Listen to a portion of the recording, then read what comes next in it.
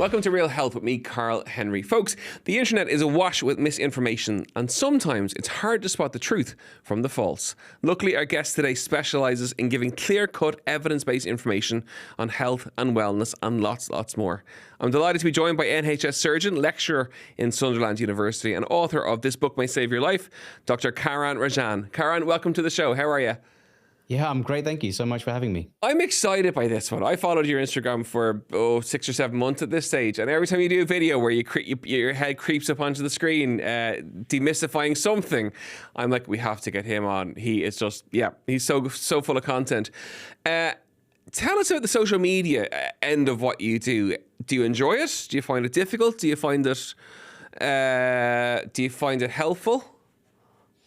Yeah, obviously I see it nowadays as an extension of my job. I try to give my patients some help with advocacy, help them learn more about their bodies, empower themselves. So that's what I do in the clinic and on ward rounds. So I try to migrate that to the online spaces as well and demystify, simplify things, give people just explanations in layman's terms. So I feel that it's kind of my day job, but just online as well. So, I feel it's helpful for a lot of people.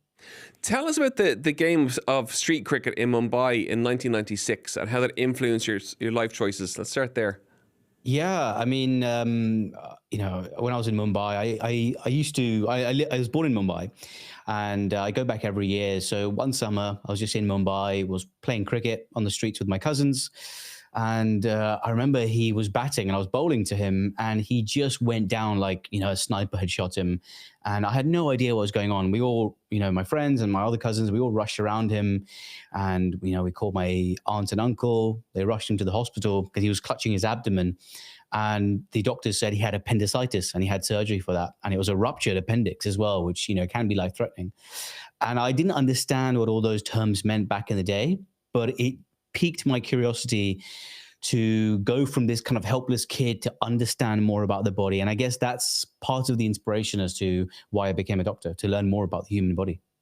And then the book, This Book May Save Your Life. What made you write that? Is it how people get their information, how people get their content, and you want to clear it all up?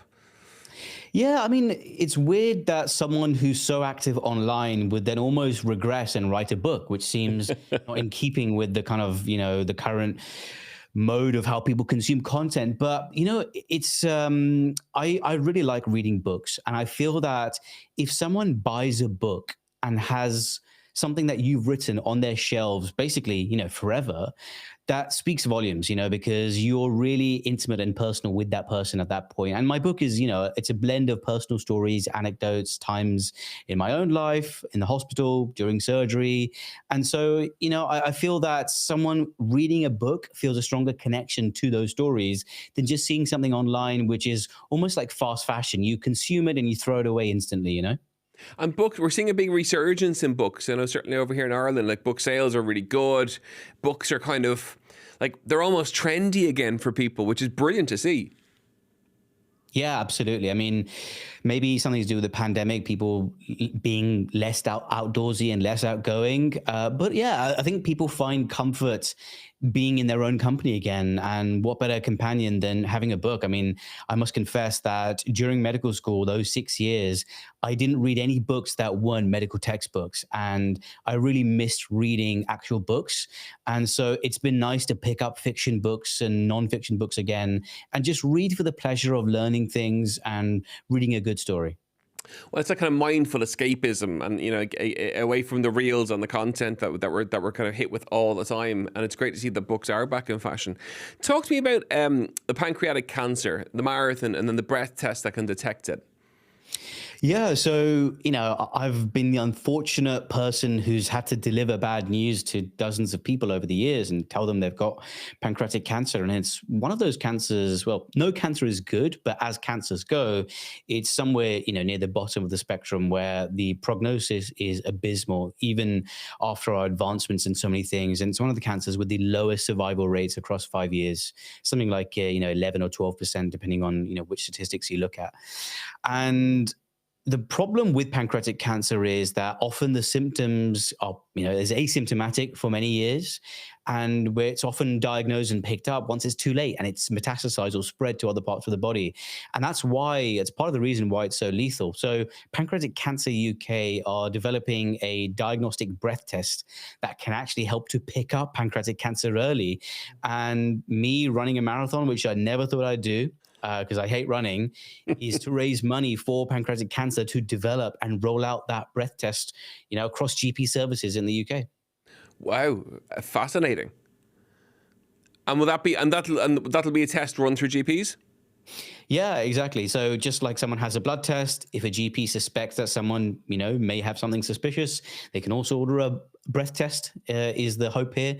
And, for certain higher risk populations, give them the breath test, and maybe, just maybe, we can pick up pancreatic cancer early where it's more treatable. You can have surgery, which is kind of, earlier on before it spreads. So, endless possibilities with that. And what's the marathon? Oh, the London Marathon. Hey, that's the job. I've loads of clients who do it every single year, and they come back. Just the feedback from it, it's meant to be absolutely amazing. Amazing. Yeah, no, I'm buzzing because I just did the Malaga half marathon, and that's comparatively smaller. There's only 14,000 people compared to 50,000 in London, and it was really good buzz. Amazing. Okay, the one thing I did want to, and we discussed it before that we came on, and my producer said the same. You have to ask him about pooping and the aids to help people poop better. And I said, okay, we'll ask him. Yeah, I mean, I kind of break it up into, several different blocks. I mean, there's a dietary component to obviously pooping as well. The basic building blocks to pooping better is kind of like the water and cement, and that is like the fiber and water. Without those two ingredients, you can't really build a good foundation for pooping. So for the average adult in the UK, around 30 grams of fiber is recommended, and plenty of water to kind of go with the cement of that fiber. The next thing is actually your, toilet routine and hygiene. One of those is timing. You need to be trying to stick to a regular time every day. Just like our sleep and wake times, our body has this internal clock. The internal clock also dictates and governs the digestive system. So your body gets used to going to the toilet at a specific time every single day. It's associated with certain hormones. And the final thing is actually when you're on the toilet, the positions you're in and what you do is important. I usually recommend spending no longer than maybe 5 to 7 minutes on the toilet. The longer you spend on the toilet, the higher the risk of hemorrhoids and piles forming. And also avoiding straining as well. When you're normally sitting at a 90-degree angle, like I'm sitting on a chair right now, your puborectalis, which is one of the muscles in your pelvic floor, which actually creates this kind of chokehold point around your rectum that pinches it off, that stops you defecating yourself. But if you raise your knees somehow, either by having some sort of poop stool under your feet or a rolled up or towel, that raises your knees above your hips and actually relaxes that puborectalis, that pelvic floor muscle, and then relaxes that chokehold it has on the rectum, which straightens it out. So you strain less and you have basically, better poops. I remember when I was traveling to Thailand many, many, many years ago, the toilets over there were the hole in the ground, and you used to squat down in that low position where your knees are higher than your hips, and that was the norm in that part of the world. Yeah, I mean, same in India, parts of Africa as well, Middle East. You still have all these hole in the ground toilets, and that squatting position allows you to relax that pelvic floor. Because a lot of people actually, when they're going to the toilet, they're straining, and straining actually contracts the pelvic floor.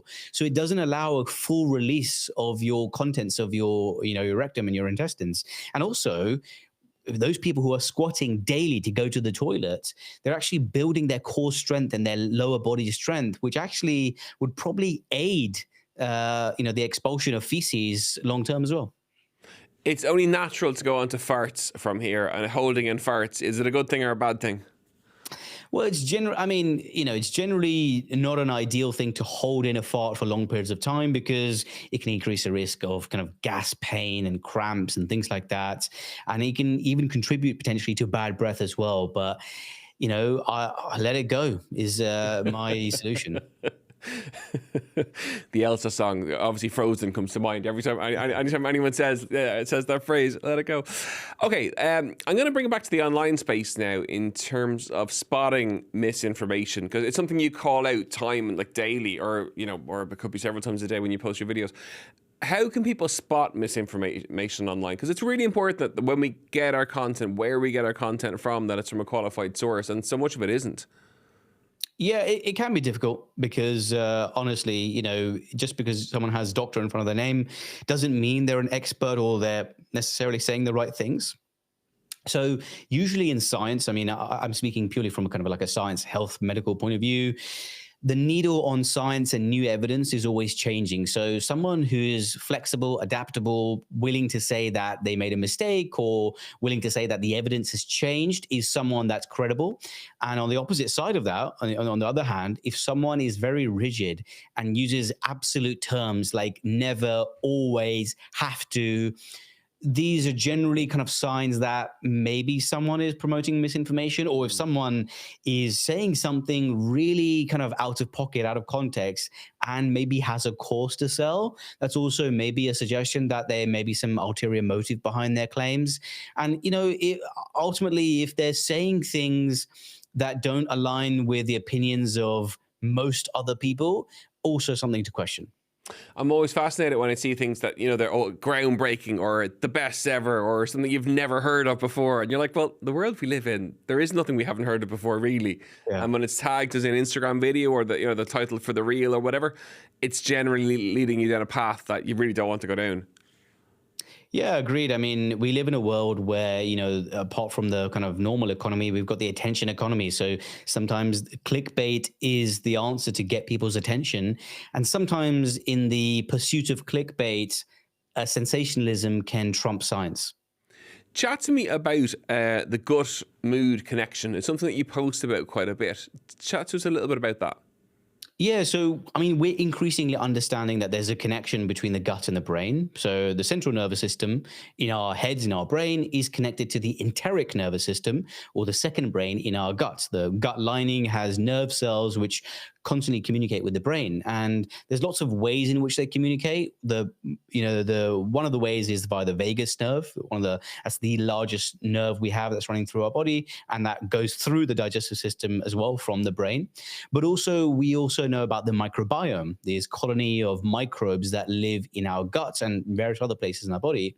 These communicate via the vagus nerve, via hormones, chemicals, and neurotransmitters with the brain, and they influence food cravings, our weight, our appetite, our mood, all sorts of things, and even contribute potentially to mental health, we're understanding as well. So really fascinating area of research. And what about supplements then for the likes of, gut health or general supplements? What should people be taking? So I don't think that, it's a bit of a, I've changed my stance on supplements somewhat. I think, I don't think all supplements are a bad thing. I personally take psyllium husk and prebiotic fibers every day. I think they're great. Even if someone has a good gut health or good diet, I think they're great things to still take to continue to augment your diets. Mm-hmm. Now, the one thing I question is things like probiotics. Do they work for every single person? Probably not, because we know that different strains have different functions. And, for the average person, they may not do much. They may be more expensive. On the balance, are they harmful? Probably not very harmful, but you could probably spend that money that you'd save on real fruit or vegetables or a gym membership. But then there are these kind of more slightly far-fetched supplements like L-glutamine and CMOS, which are purported for gut health, and they probably have even less evidence than probiotics for the average person. So, top tier supplements if you wanted to take for gut health: prebiotic fibers and psyllium husk. And when it comes to the gym-based supplements, then it's kind of protein, creatine, a huge market. Oh my goodness, it's developing at such a rapid pace, and every influencer online is selling some version of it. What's your take? Yeah, I think creatine is very well researched. Creatine monohydrate specifically, and in powder form, that seems to have basically no major adverse side effects that we know of. It can promote recovery.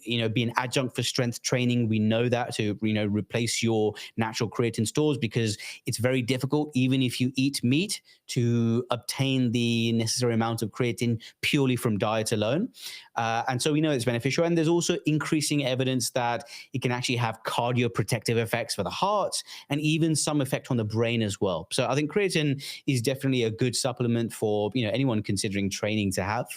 Protein as well, do you need it? You don't need it. It's not a mandatory thing. But again, if someone wants to obtain higher levels of protein intake to supplement their training regime or recovery, sometimes not everyone is going to feel in the mood to have, a chicken breast because that's quite filling and satiating. So it's convenient to drink a shake, for example, which has 20 to 30 grams of protein, or eating a protein bar.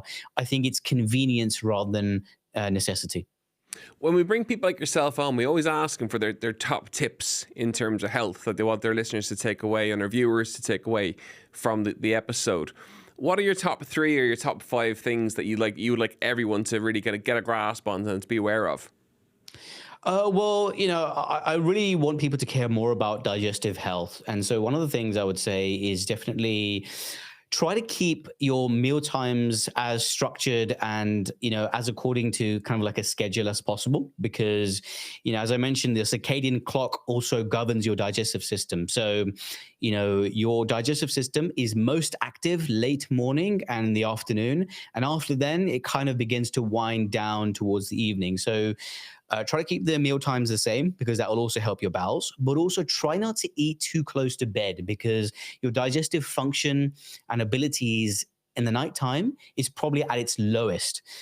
So the closer you eat to bedtime, the increased risk of bloating, abdominal pain, acid reflux, and things like that.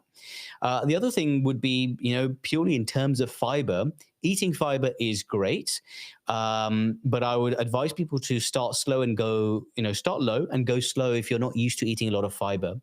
And ensuring that people also get a diverse mix of different fibers. So different fruits and vegetables have different fiber components. Some may have resistant starch, some may have prebiotics, and different types of prebiotics as well. Like, for example, apples have pectin, which is a type of prebiotic. Onions and garlic have something called inulin, which is another type of prebiotic. And we know that diversity of fibers is key. Now, on the point of diversity as well, when you're eating different fruits and vegetables, also look to have different colors of fruit and vegetables because that adds another layer of diversity in terms of the polyphenols and anti-inflammatory, antioxidant compounds you can get.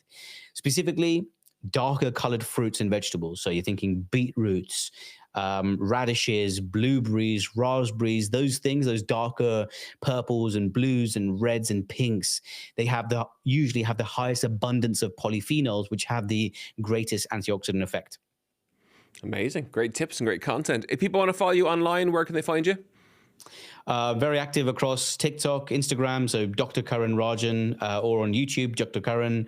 And I've got my own podcast as well called Dr. Karan Explores, where I talk about different health topics every week with an expert. And of course, your book, This Book May Save Your Life, is available in good bookstores and online as well. Dr. Karan, thank you so much for joining us all the way from the UK. We really appreciate it. Folks, I really hope you enjoyed today's episode of Real Health with me, Karl Henry. As ever, you know where we are, at Karl Henry PT on Instagram, realhealth@independent.ie, and on the Irish Independent website. If you like what you heard, don't forget to rate and review, and we'll see you next week. Slán go fóill.